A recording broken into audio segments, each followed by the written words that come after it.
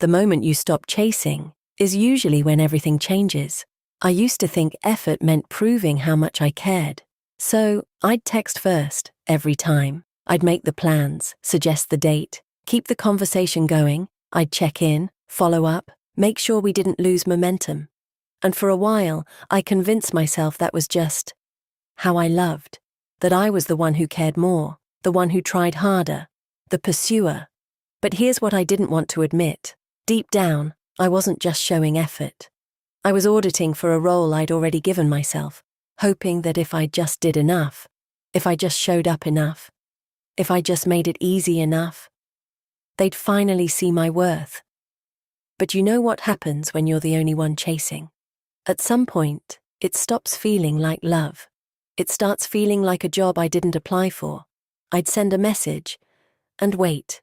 Hours would pass, sometimes a full day. And when they did respond, I'd feel this rush of relief, like I'd been holding my breath and could finally exhale. But then I'd notice something. That relief wasn't joy. It was just the absence of anxiety.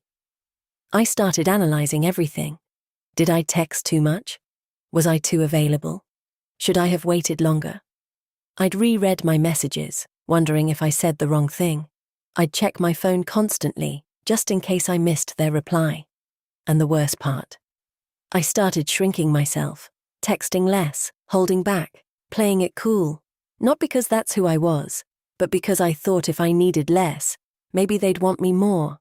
And that's when I realized I wasn't in a relationship. I was in a one-person audition for someone who hadn't even bought a ticket.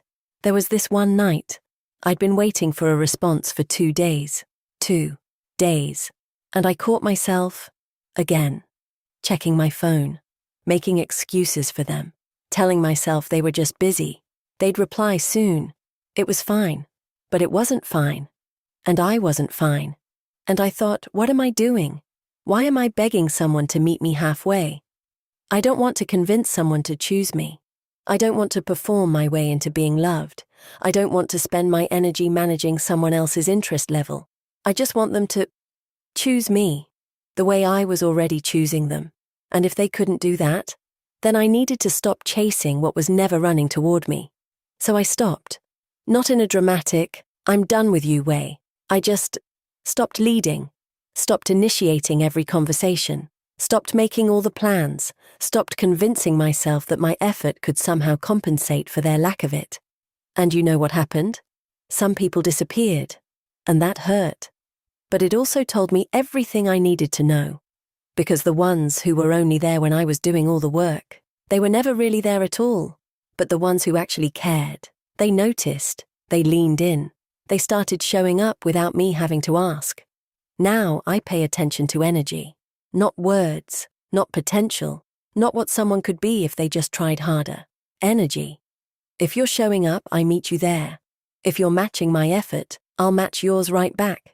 If you're excited to see me, I feel it, and I return it. But if you're not, if I'm the only one reaching out, making plans, keeping us afloat, I don't chase it. Not because I don't care, but because I care about myself too.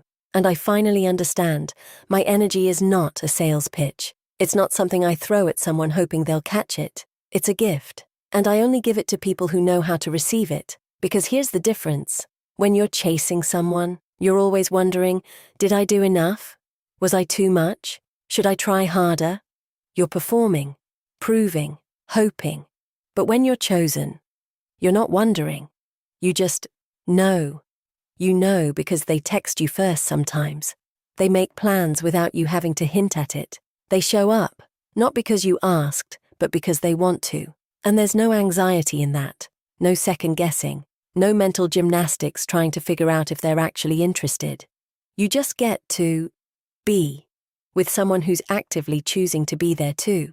Because the right person doesn't need convincing. They don't make you feel like you're too much or not enough.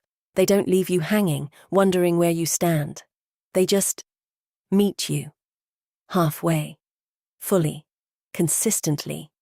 And when you finally experience that, when you're with someone who's choosing you just as intentionally as you're choosing them, you realize how exhausting it was.